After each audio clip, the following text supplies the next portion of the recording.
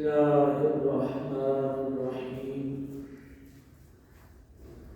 وأنكحوا الأيام منكم والصالحين من عبادكم وإمائكم إن يكونوا فقراء يغنيهم الله من فضله والله واسع عليم وليستعفف الذين لا يجدون نكاحا حتى يغنيهم الله من فضله صدق الله العظيم. الصلاة والسلام عليك سيدي يا رسول الله وعلى آلك وأصحابك سيدي يا حبيب الله. اللہ رب العالمین جل جلالہ نے قرآن پاک کی سورہ نور کی ابتدائی آیات میں زنا اور اس سے متعلقات کی سخت ترین سزاؤں کا ذکر فرمایا ہے کہ گھروں میں داخلے کے لیے اجازت کا حکم دیا، نگاہوں کو نیچا رکھنے اور اپنی پاکدامنی کی حفاظت کرنے کا حکم دیا، پردے کے احکام ذکر فرمائے. پھر اس کے بعد اللہ رب العالمین جل جلالہ نکاح کرنے کا حکم فرمایا ہے. دین اسلام نے زنا اور اس کے متعلقات پر سخت پابندی عائد کی ہے اور اس کے لیے کڑی سزا رکھی ہے، کیونکہ دین اسلام یہ دین فطرت ہے، اس کے احکام فطرت کے عین مطابق ہیں. اس لیے اللہ رب العالمین نے انسان کی طبعی حاجت کی تکمیل کے لیے جائز نکاح ارشاد فرمایا ہے. وَأَنكِحُوا الْأَيَامَ مِنكُمْ وَالصَّالِحِينَ مِنْ عِبَادِكُمْ وَإِمَائِكُمْ. سرپرستوں کو، اولیاء کو حکم دیا گیا ہے کہ تم اپنے بے نکاح مردوں اور عورتوں کا نکاح کر دیا کرو. قوالہ لڑکا ہو یا ایسا فرد جس کی شادی تو ہوئی تھی لیکن بیوی فوت ہو گئی یا کسی وجہ سے طلاق ہو گئی، اور اسی طرح لڑکی کنواری ہو، ہاں عورت بیوہ ہو یا طلاق یافتہ. مرد اور عورتوں میں، لڑکوں لڑکیوں میں جو بے نکاح ہیں، فی الحال وہ شادی شدہ نہیں ہیں، تو ان کے نکاح کر دیا کرو. اور تمہارے غلام اور باندیوں میں جو قابل نکاح ہیں ان کے نکاح بھی کر دیا کرو. یہ حکم کسی عام فرد کا نہیں، یہ اللہ رب العالمین کا حکم ہے. ہمارا عقیدہ یہ ہے کہ ہم اللہ تعالیٰ کے، اللہ کے رسول صلی اللہ علیہ وسلم کے حکم کو کوئی خاص ویلیو یا اہمیت نہیں دیتے. عمومی طور پر سننا اور نہ سننا یہ دونوں برابر ہی ٹھہرتے ہیں،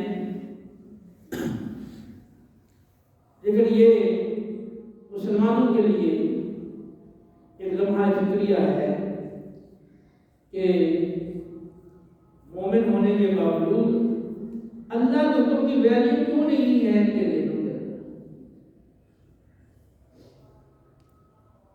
اللہ رب العالمین حکم فرما رہا ہے کہ تم میں جو بے نکاح ہیں، ہاں خواتین ہیں ہاں مرد ہیں، ان کے نکاح کرو۔ سرپرست اور جو ولی ہیں وہ اس کا انتظام کریں، اور جو رشتہ دار ہیں عام لوگ ہیں ان کو بھی چاہیے کہ وہ معاونت کریں تاکہ نکاح جلد پایا تکمیل کو پہنچ سکے۔ اللہ رب العالمین نے جو بھی حکم دیا ہے وہ بیکار حکم نہیں دیا، بے فائدہ حکم نہیں دیا، ایسا حکم نہیں دیا جیسی کوئی حاجت یا ضرورت نہیں تھی بندوں کو۔ یقیناً اور لازماً اللہ نے وہی حکم دیا جو بندوں کے حق میں مفید تھا، اور اس کا خلاف کرنا بندوں کے حق میں انتہائی نقصان دہ تھا۔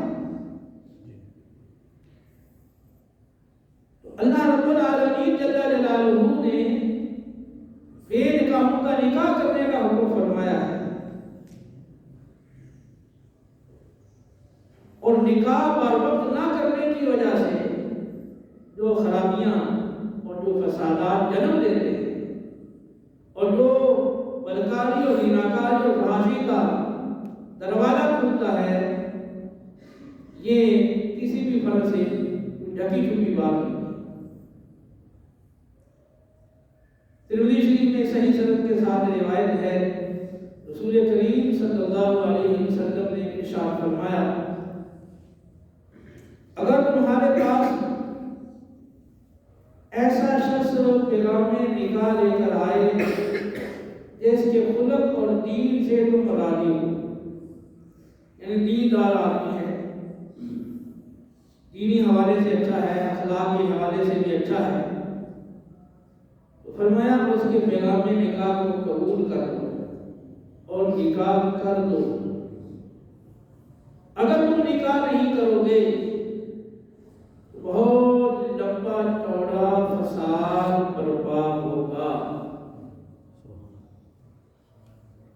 آپ نے گزشتہ زمانوں کے کئی واقعات بعض وقت میں پڑھے ہوں گے یا سنے ہوں گے، اور موجودہ دور کے واقعات بھی آپ کے آنکھوں کے سامنے رونما ہو رہے ہیں کہ کئی ایسے واقعات ہیں کہ بروقت نکاح نہ کرنے کی وجہ سے لڑکا یا لڑکی بے ارادگی کا شکار ہوئی، اور پھر اسے جھگڑا ہوا اور لڑائی اور قتل و غارت کی نوبت آ پہنچی۔ اگر آپ اس پہ غور کریں گے تو آپ کو اپنے اس معاشرے میں ایسے بہت سارے کیس نظر آئیں گے۔ رسول کریم علیہ السلام کا فرمان تو برحق ہے، وہ تو ایک مومن آنکھیں بند کر کے اس کو تسلیم کرنے اور قبول کرنے کے لیے تیار ہوتا ہے، لیکن ایک وہ بات ہے جو ہمیں عقلاً سمجھ نہیں آ رہی ہے، اور ہم اپنے معاشرے میں دیکھ بھی رہے ہیں کہ ایسے فساد پھیل رہا ہے، اس کے باوجود ہماری بڑی تعداد وہ اللہ کے رسول صلی اللہ علیہ وسلم کے حکم کو کوئی بیان نہیں کرتے۔ ہمارے ہاں عمومی طور پر جو نکاح نہ کرنے کے عذر سمجھے جاتے ہیں وہ یہی ہے کہ ابھی مکان تیار نہیں ہوا، ابھی ملازمت نہیں لگی، ابھی ڈگری مکمل نہیں ہوئی، اور اسی طرح کے ہمارے دیگر آداب ہوتے ہیں۔ بہت بڑا کوئی مال چاہیے، کوئی بہترین قسم کا مکان چاہیے، اور دیگر لوازمات بھی بھرپور اور بہتر انداز سے وہ میسر ہوں، تو پھر جا کر نکاح کریں۔ اور پھر وہ لوگ جو امیر ترین ہیں اور ان کے پاس اچھی خاصی جائیدادیں ہیں، آنے والی نسلیں بھی کھائیں تو ختم نہ ہو، وہ بھی نہیں نکاح کرتے اپنے بچوں کا بچوں۔ یہ ایک ہمارے معاشرے میں رواج بن گیا ہے، بچہ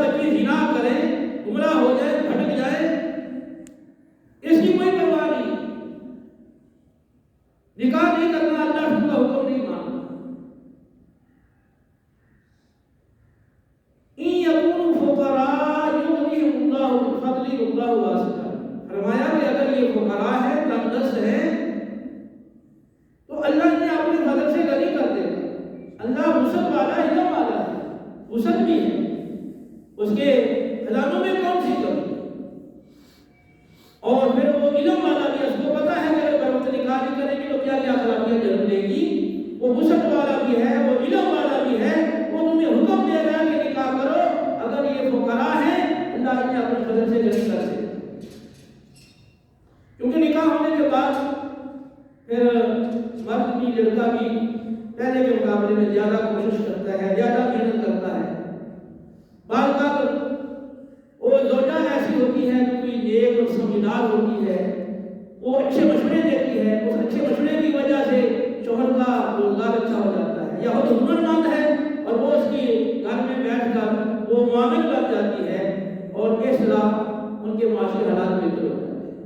لیکن اللہ کا جب وعدہ ہے تو اللہ کا اپنا وعدہ پورا کرنے والا ہے نا، اس کا اپنے وعدے کا خلاف نہیں کرتا۔ حدیث پاک ہے نسائی کی اور دیگر کتب میں، نبی کریم صلی اللہ علیہ وسلم نے فرمایا 3 بندوں کی اللہ تعالیٰ ضرور مدد کرتا ہے۔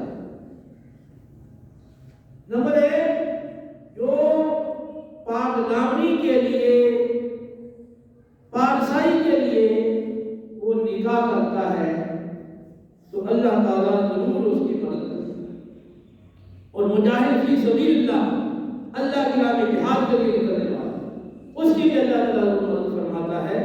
اور وہ مکاتب غلام جس نے اپنے آقا سے عقد کتابت کر لیا، تو اب وہ آزادی کا عمل دینے کے لیے اللہ اس کی مدد کرتا ہے۔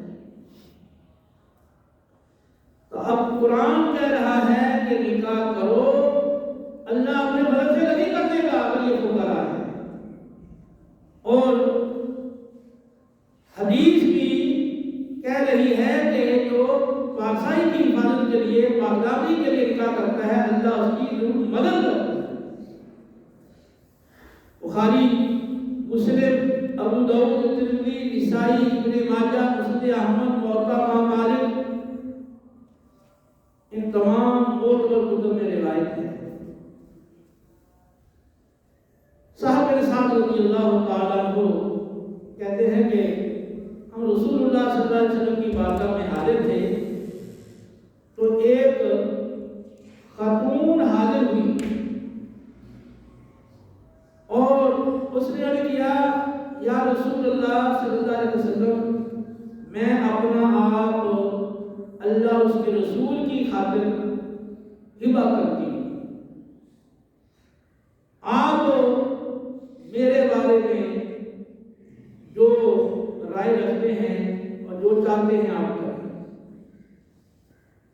نبی کریم علیہ السلام نے نگاہ اوپر اٹھائی، پھر آپ نے نظریں نیچے کر لی اور آپ نے سر مبارک جھکا لیا۔ تھوڑی دیر گزری تو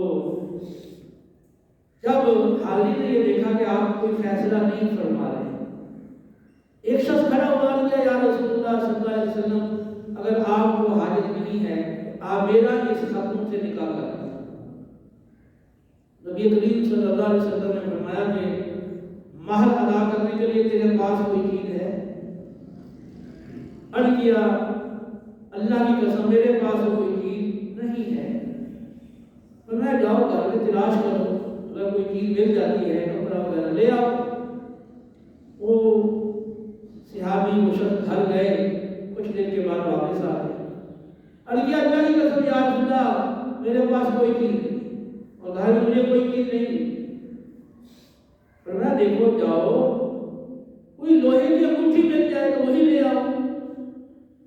وہ دوبارہ اپنے گھر گئے، کچھ دیر کے بعد پھر آ گئے۔ عرض کیا، اللہ کی قسم لوہے کی انگوٹھی بھی گھر میں مجھے نہیں ملی۔ پھر وہ کہنے لگے کہ یہ میرا تہمت ہے، تو اس تہمت کے 2 حصے کر کے آدھا آپ اس کو دے دیں۔ تو اس کی پاس کوئی اور کپڑا یا چادر بھی نہیں تھی، تو آپ صلی اللہ علیہ وسلم نے فرمایا یہ تیرے آدھے قیامت کو کیا کرے گی؟ نہ اس کے کام آئے گا نہ تیرے کام آئے گا۔ اگر وہ پہنتی ہے تو تیرے پاس کچھ نہیں، تو پہنتا ہے اس کے پاس کچھ نہیں، تو اگر آنا کرتے ہو تو وہ تو نہ تیرے کام کا نہ اس کے کام کا۔ اب وہ بیٹھ گئے، جب کچھ دیر گزر گئی تو پھر وہ اٹھ کر جانے لگا، جب وہ چلا تو نبی کریم علیہ السلام اس کو بلایا، فرمایا تجھے کچھ قرآن یاد ہے؟ عرض کیا ہاں یا رسول اللہ مجھے فلاں فلاں صورتیں یاد ہیں۔ فرمایا اچھی طرح پڑھ سکتے ہو زبانی؟ عرض کیا ہاں۔ فرمایا ٹھیک ہے، ہم نے ان صورتوں کے بدلے تیرا نکاح اس خاتون سے کر دیا، اور بعض روایات میں ہے کہ اس کو یہ تم صورتیں سکھا دے۔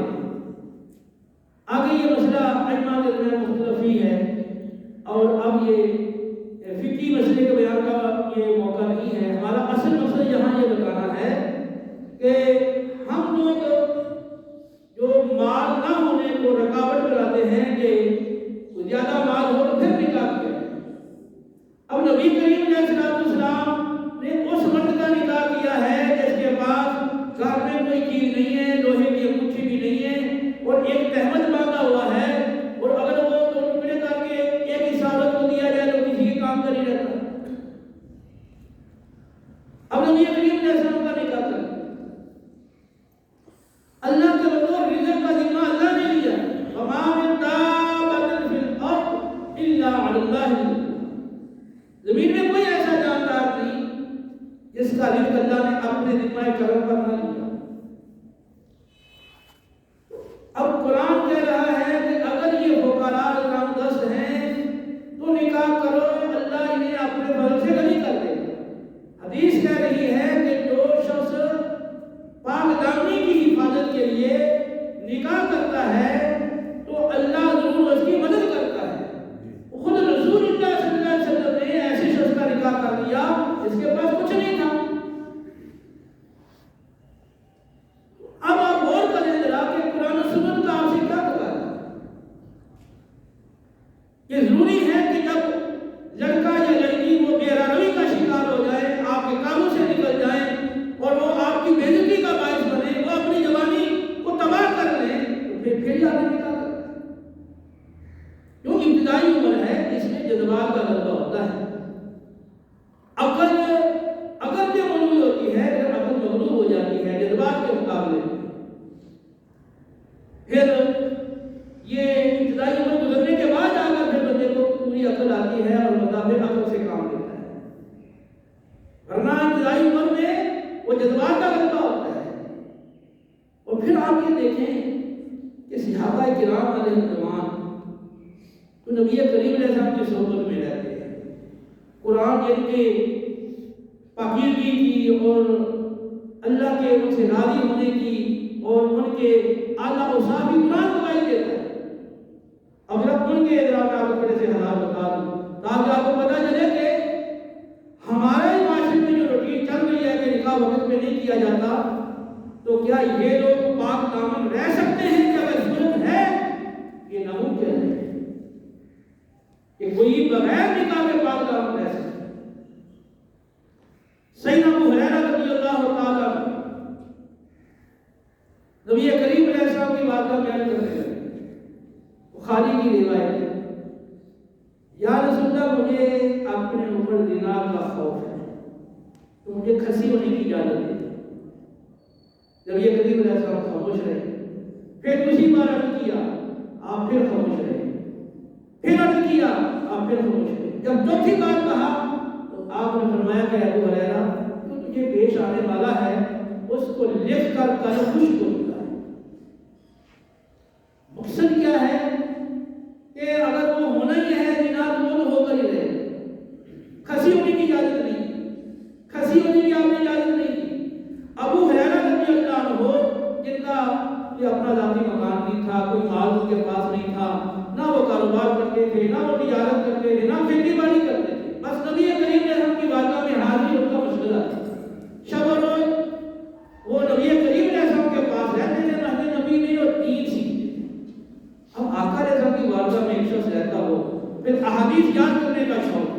احادیث یاد کر رہے ہیں، حفظ کر رہے ہیں، اور آقا علیہ السلام سے جنت کا تذکرہ سن رہے ہیں، دوزخ کا تذکرہ سن رہے ہیں، اور جناب موت کے بعد والے احوال، قبر، حشر اور حشر کی اور قیامت کی ہولناکیاں وہ سن رہے ہیں۔ مسلسل وہ چیزیں اور اس ماحول میں رہ رہے ہیں اور وہ چیزیں سن رہے ہیں اور وہ تعلیم حاصل کر رہے ہیں اور اس شخصیت کے بارے میں رہ رہے ہیں کہ اس ماحول میں رہنے والے شخص کے بارے میں آپ تصور نہیں کر سکتے کہ وہ بھی غلط کام کرے گا، لیکن وہ صحابی کہہ رہے ہیں کہ مجھے آپ نے کوئی جناب کہا، تمہارے بچے مجھے کو کوئی خوف نہیں، نہ تمہیں کوئی خوف ہے، یہ صحابی کو خوف ہے، وہ کہہ رہے ہیں کہ مجھے جناب کا خوف ہے۔ پھر دوسری روایت میں بخاری کے اندر سعد بن ابی وقاص رضی اللہ عنہ کہتے ہیں عثمان بن مظعون رضی اللہ تعالیٰ عنہ نبی کریم کی بارگاہ میں آئے، یا رسول اللہ آپ مجھے غیر شادی شدہ رہنے کی اجازت دیں، تبتع مجرد رہنے کی اجازت مانگی، نبی کریم علیہ السلام نے اس کی اجازت نہیں دی۔ سعد بن ابی وقاص کہتے ہیں کہ باقی صحابہ انتظار میں تھے کہ اگر نبی کریم علیہ السلام نے کو غیر شادی شدہ رہنے کی اجازت دیتے ہیں تو پھر ہم بھی کھسی ہو جائیں گے تاکہ اس کی حاجت نہ رہے اور اللہ کی عبادت کرے، اللہ کو راضی کرے۔ تو عبادت کا ذوق، شوق اور آخرت کی وہ فکر، اس کی وجہ سے انہوں نے کہا کہ ہم شادی کرتے نہیں ہیں، کھسی ہو جاتے ہیں اور پھر یہ پر سکون ہو کے اللہ کی عبادت کرے۔ لیکن نبی کریم علیہ السلام نے اس کی اجازت نہیں دی۔ بخاری کے حدیث میں ہے حضرت ابن مسعود رضی اللہ عنہ کہتے ہیں ہم نبی کریم علیہ السلام کی میت ہمراہی کے جہاد کا سفر کرتے تھے۔ ظاہر سی بات ہے کہ جہاد کے لیے جانا آنا اس میں کثیر ایام لگتے تھے، تو کہتے ہیں ہمارے ساتھ ہماری بیویاں نہیں ہوتی، تو ہم نے عرض کیا یا رسول اللہ ہمیں کھسی ہونے کی اجازت دے دیں، آپ نے منع کر۔ اب یہ دیکھیں یہ جنہوں قدر صحابہ ہیں اور ان کو خوف ہو رہا نا، اسی لیے تو کھسی ہونے کی اجازت مانگ رہے ہیں، نبی کریم علیہ السلام نے اس کی اجازت نہیں دی۔ تو جب ان کو خوف ہے تو ہمارے بچوں کو بچی کو کوئی خوف نہیں۔ پھر ایک اور میں آپ کو حدیث سناتا ہوں جو بالکل آنکھیں کھول دینے والی ہے۔ امام احمد بن حنبل نے ابو ذر سے اس کو روایت کو مسند احمد میں نقل کی اور طبرانی نے اور امام بہقی نے شعب ایمان میں اور بعد دیگر نے اس کو عطیہ بن بشر سے نقل کیا اور دہلوی نے اس کو ابن عباس سے نقل کیا، یعنی 3 صحابہ سے یہ روایت مروی ہے اور مقدس ترک سے مروی ہے، جس کی وجہ سے اس سند کا جو لوگ ہے وہ دور ہو جاتا ہے۔ تو نبی کریم علیہ السلام کی بارگاہ میں حضرت عکاف بن بشر تمیمی رضی اللہ عنہ حاضر ہوئے، تو نبی کریم علیہ السلام نے فرمایا کہ اے عکاف تیری بیوی ہے؟ عرض کیا نہیں۔ فرمایا تیری باقی ہے؟ عرض کیا نہیں۔ فرمایا تو مالدار ہے؟ عرض کیا ہاں رسول اللہ میں مالدار۔ فرمایا تب تو شیطانوں کے بھائیوں میں سے ایک ہے، مالدار ہے اس کے باوجود نہ بیوی ہے نہ باندھی ہے۔ فرمایا تب تو شیطانوں کے بھائیوں میں سے ایک ہے۔ فرمایا کہ بدترین لوگ وہ ہیں جو بغیر نکاح کے رہنے والے ہیں اور بری بدترین موت مرنے والے وہ ہیں جو بے نکاح کے۔ اب یہ کلمات آپ کے لیے کتنے سخت ہیں کہ نکاح کے بغیر رہنے والے اور بغیر نکاح کے مرنے والوں کو آپ بدترین فرما رہے ہیں۔ اور پھر آپ نے فرمایا کہ اے عکاف تو شیطان سے لڑائی کرتا ہے، یعنی تو نکاح نہیں کر رہا اس کا مطلب تو شیطان سے لڑائی کر رہا ہے نا، شیطان تو بہکائے گا۔ فرمایا تو شیطان سے لڑائی کرتا ہے۔ فرمایا کہ نیک لوگوں کے لیے شیطان کے پاس عورت سے بڑا کوئی ہتھیار نہیں، اور اس کی ایک وہ بخاری مسلم کی حدیث سے بھی ہوتی ہے نا کہ نبی کریم علیہ السلام نے فرمایا کہ میں نے اپنے بعد مردوں کے لیے عورتوں سے بڑا کوئی فتنہ نہیں چھوڑا۔ آج کا جو دور ہے یہ پرفتن دور ہے، طرح طرح کے فتنے اب اٹھ کھڑے ہوئے ہیں، لیکن نبی کریم علیہ السلام کے اس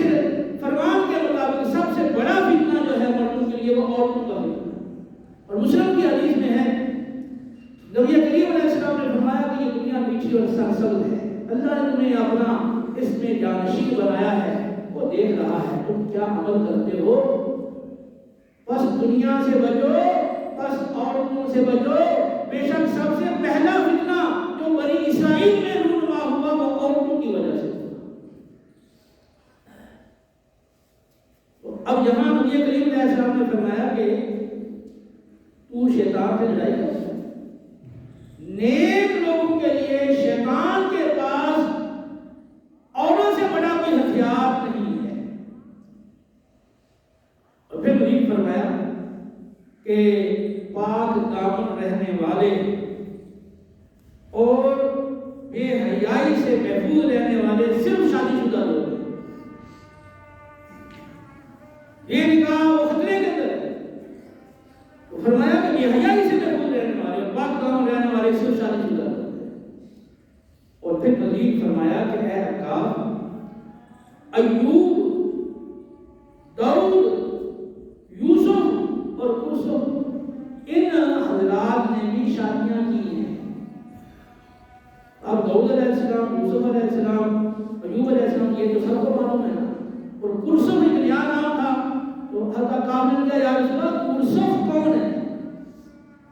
فرمایا وہ ایک مرد تھا جس نے سمندر کے کنارے 300 سال اللہ کی عبادت کی، دن کو روزہ رکھتا تھا اور رات کو قیام کرتا تھا۔ اس طرح 3 سال اس نے عبادت، 300 سال عبادت میں گزار دیے۔ پھر ایک عورت کے عشق میں مبتلا ہو گیا اور اس کی وجہ سے اللہ کا کفر کر بیٹھا، اللہ کے ساتھ کفر اس نے کیا اور عبادت کرنا چھوڑ دیا۔ پھر اس کے کسی عمل کی وجہ سے اللہ نے اس کو توفیق دی، پھر دوبارہ اس نے توبہ کر لی۔ پھر آپ نے فرمایا کہ اے عکاف، شادی کرو ورنہ تم تذبذب کا شکار رہو گے۔ عرض کیا یا رسول اللہ آپ پھر خود ہی میرا نکاح کر دیں۔ فرمایا میں نے کریمہ بنت کلثوم سے تیرا نکاح کر دیا۔ اب اس روایت کی آپ غور کریں کہ کرسف نامی وہ شخص جو بڑا عبادت گزار تھا، 300 سال سمندر کے کنارے عبادت کی، رات کو قیام کرتا، دن کو روزہ رکھتا، لیکن 300 سال عبادت کرنے کے بعد پھر وہ عورت کی عشق میں مبتلا ہو کر وہ کفر کر بیٹھا اور عبادت کو چھوڑ بیٹھا۔ پھر اللہ نے اس کی تسکین فرمائی کہ دوبارہ اس کو توبہ کی توفیق مل گئی۔ ورنہ کتنے ایسے لوگ ہیں کہ جو عشق میں مبتلا ہو کے وہ پھر آگے کیا کچھ کر گزرتے ہیں اور وہ اپنے آپ کو تباہ کر لیتے ہیں، دنیاوی اعتبار سے بھی اور اخروی اعتبار سے۔ یہاں پر یہ ماحول ہے کہ جو شادی شدہ ہے ان میں کتنے ایسے خبثاء ہیں اور احمق ہیں کہ وہ غلط راستے میں چل پڑتے، کتنے ایسے کیس ہیں۔ تو جو جن کی عمر ہی نہیں ابتدائی ہے اور پوری جوانی اور پورے جذبات وہ جوبن پر ہیں اور ہر طرف بے حیائی اور بے پردگی عام ہے اور موبائل اس کے ہاتھ میں ہے، اب کیسے ممکن ہے کہ وہ پاک دامن رہ سکے؟ جبکہ بڑے بڑے جنرل صحابہ جو کہہ رہے تھے ہمیں خوف ہے۔ یہ افسوس کی بات ہے کہ آپ لوگوں کو کوئی خوف نہیں ہے اپنے بچوں کے حوالے سے، بچوں کے حوالے سے۔ تمہاری اپنی عذر جو ہے وہ اپنی جگہ پر ہیں۔ جب اللہ فرما رہا ہے کہ نکاح کرو گے، کم دس اللہ نہیں کر دے گا۔ نبی کریم علیہ السلام فرما رہے ہیں کہ اللہ جو ہے وہ پاک دامنی کی خاطر نکاح کرنے والے کی ضرور مدد کرتا ہے۔ نبی کریم علیہ السلام نے اس صحابی کا نکاح کر دیا جس کے پاس کچھ نہیں۔ اور یہاں تو وہ لوگ ہیں جن کی جائیدادیں آنے میں نسلیں بھی کھائے تو ختم نہ ہوں، وہ بھی اپنے بچوں کا نکاح کرنے کے لیے تیار نہیں ہے۔ ہر وقت ضروری ہے کہ ان کی جوانی تباہ ہو جائے، بدکاری کا شکار ہو، پورے دنیا میں آپ بدنام ہو جائے، پھر شادی کریں۔ روزانہ اخبارات، خبریں، یہ سب کو پتہ ہے، کوئی ڈھکی چھپی باتیں نہیں ہیں۔ تو اللہ کے لوگوں، یہ اللہ کا حکم ہے، اللہ کے رسول کا حکم ہے، کسی عام بندے کا حکم نہیں ہے کہ تم ادھر سے ادھر سے نکال دو۔ یہ افسوس ہے کہ ایک مومن بندہ ہو اور اس کے ذہن میں اللہ کے حکم کی کوئی ویلیو نہ ہو اور رسول اللہ کے حکم کی کوئی ویلیو نہ ہو اور قرآن و سنت کے حکم کو کوئی اہمیت نہ دے سرے سے۔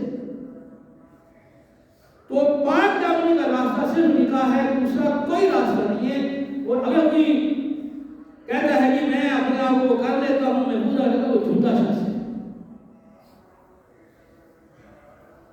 99.99% جو ہے وہ دعویٰ غلط ہوتا ہے۔ کیونکہ اگر وہ کہتا ہے کہ میں اپنے آپ کو پاک دامن رکھ لیتا ہوں، شریعت نے پورے احکام دیے ہیں، پردے کے احکام ہیں، نگاہوں کی حفاظت کے احکام ہیں، سخت سزائیں سنائی ہیں، ساری تفصیل کے ساتھ یہ سارا کچھ شریعت نے جو ہمیں یہ کچھ دیا ہے، تو یہ کیوں دیا ہے؟ تاکہ معاشرہ بے رغبی کا شکار نہ ہو، جو فطرتی تقاضے ہیں وہ بھی پورے ہوں، اور آپ کی یہ انسان کی خواہش ہے وہ بھی پوری ہو، پیدائشی نسل انسان کی وہ بھی جاری رہے، لیکن پاک دامنی کی نبی کریم علیہ السلام نے فرمایا وہ سورہ سے بھی کہا کرو، جو زیادہ محبت کرنے والی اور زیادہ بچے جننے والی ہے، قیامت والے دن اپنی امت کی کثرت کی وجہ سے باقی پر فخر کرو۔ میری آپ کو درخواست کہ اپنے بچے اور بچوں کے حوالے سے سوچیں اور کریں، نکاح میں جلدی کریں۔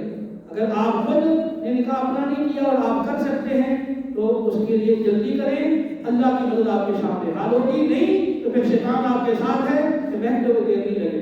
اللہ عمل کی توفیق دے۔